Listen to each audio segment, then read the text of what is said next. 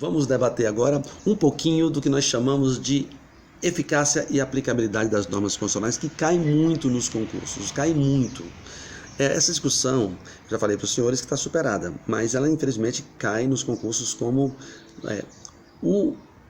Existem duas classificações principais, uma do Zé Afonso da Silva, outra da Maria Helena Diniz. O Zé Afonso da Silva trabalha com a classificação tripartida e a Maria Helena Diniz com a classificação quadripartida.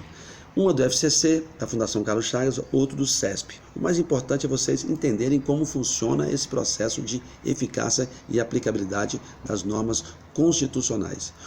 Toda análise do advogado, do juiz, do promotor, do delegado, é de saber como a norma, quando você vai fazer mestrado, doutorado, em área jurídica, você vai entender como a norma é aplicada e qual o efeito que ela produz. Então, para a gente, não importa a norma, importa a capacidade que ela tem de produzir efeitos, tá certo? Então, vamos lá.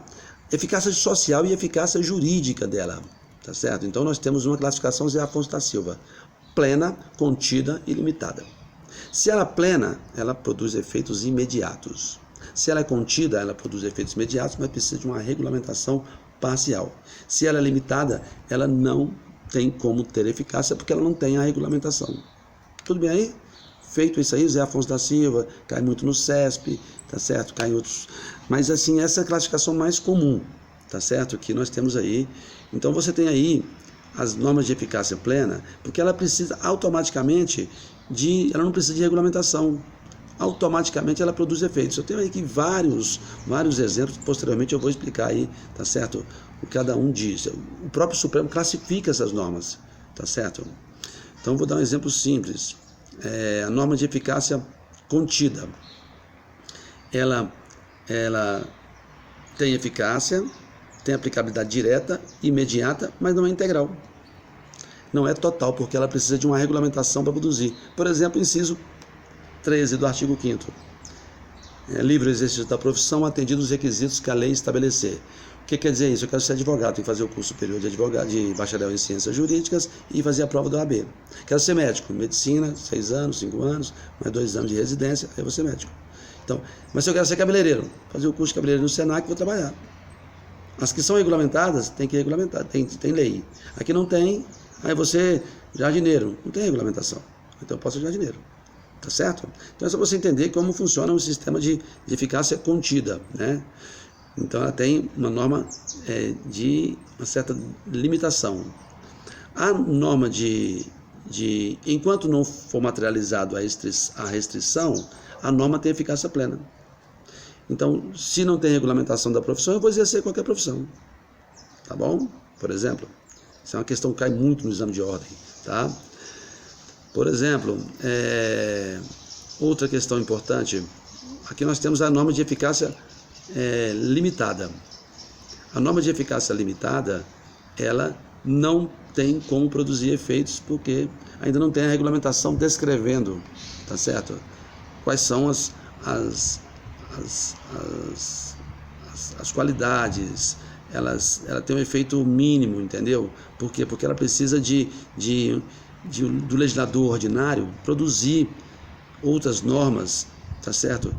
Uma legislação futura para que o executivo, o legislativo crie condições de executar aquela norma, tá certo?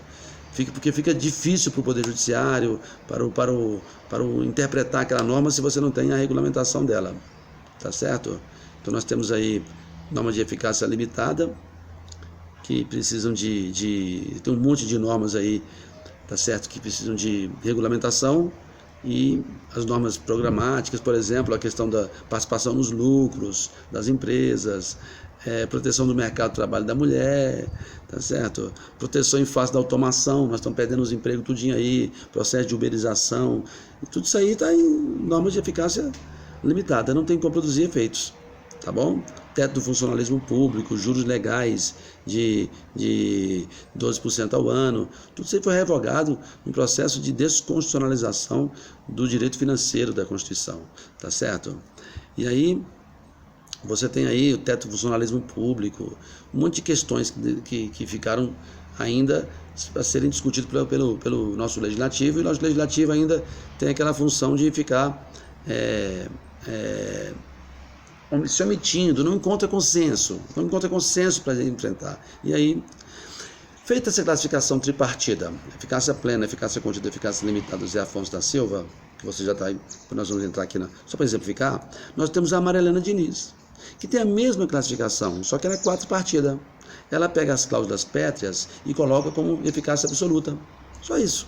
O resto é praticamente a mesma coisa, tá? Ela coloca normas super eficazes ou eficácia absoluta, né? Que são as cláusulas pétreas, os direitos de garantia individuais, né?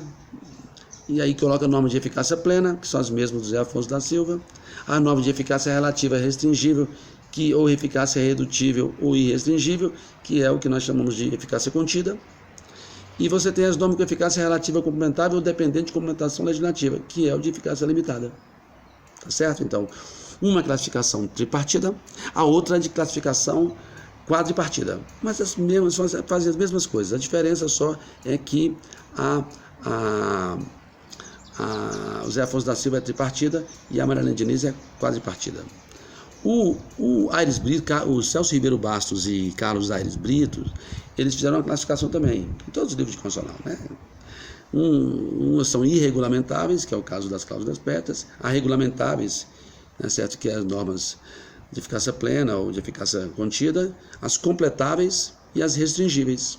Também, essa quase nem cai no concurso, porque mais tem, só para dizer a vocês que tem. Porque lá na frente nós vamos discutir de eficácia plena, eficácia contida, da Maria Diniz e do Zé Afonso da Silva, mas essa aqui também existe. Só para dizer que, certo, que são, como se diz, normas de eficácia exaurida e aplicabilidade esgotada. Aí é o Ad Lamego Bullos, que tem uma perspectiva dessa aí, tá certo? As normas da DCT, só para dizer que existe, mas a gente não vai, estou colocando para a gente fixar, né? Normas definidoras de direitos e garantias fundamentais, né?